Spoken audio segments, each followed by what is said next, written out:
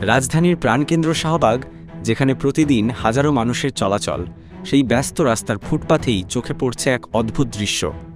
জাতীয় জাদুঘরের সামনের ফুটপাথে বসে একজন ব্যক্তি বিক্রি করছেন এমন একটি পণ্য যা নিয়ে চিকিৎসা বিজ্ঞানের শীর্ষ মহলেও তীব্র বিতর্ক, ক্যান্সার সারানোর ওষুধ।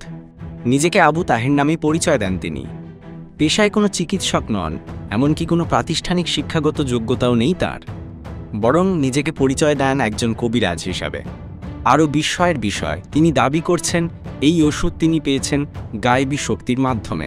তার ভাষ্য, এটা আল্লাহর তরফ থেকে পাওয়া, কোনো বই পড়ে বানায়নি, কোনো বিজ্ঞান আমি জানি না, স্বপ্নে দেখা পথ মেনে আমি এটা বানিয়েছি।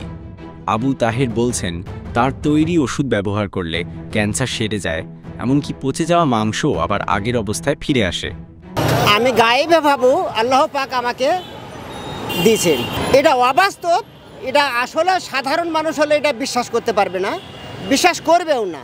আমি নিজে বাইসাইকেলে গ্রামে গ্রামে ওই ক্যান্সারের রোগীকে গ্রামে দেশে দেশে সাইকেলে বেড়ি আমি নিজে খরচ করি সারি।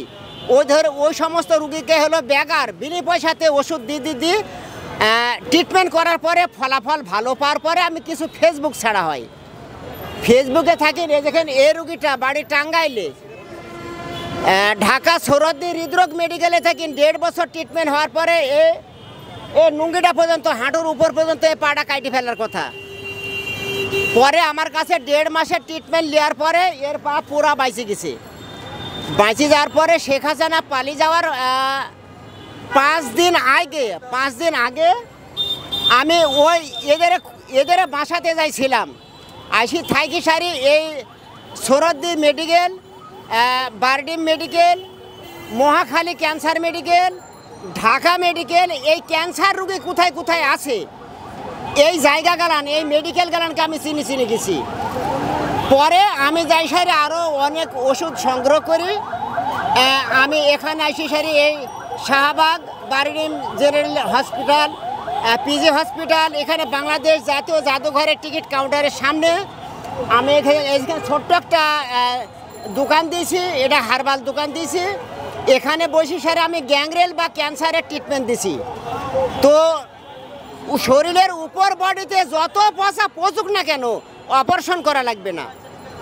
পচতে গভীর গর্ত হয়ে চলে যাক, হাড় বাড়ি যাক, ভয় নাই। পোকা ভিন পোকা হয়ে যাক, ভয় নাই, অপারেশন করা লাগবে না। আবার নতুন মাংস ভরাট হবে, নতুন মাংসতে সব ভরাট হবে, কোনো ভয় নাই। আমি এটা আল্লাহ পাকে এর ক্ষমতাটা, গাছের ভিতরে এর ক্ষমতাটা দিয়েছেন।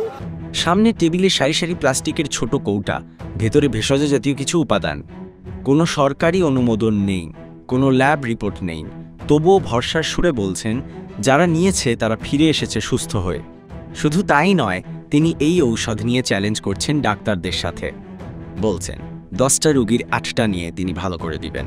10টা করে রুগী বার করবে এই ক্যান্সার বা গ্যাংগ্রেলের, আমাকে 8টা রুগী দেবে, আর ওই বড় ডাক্তাররা 2টা রুগী নেবে।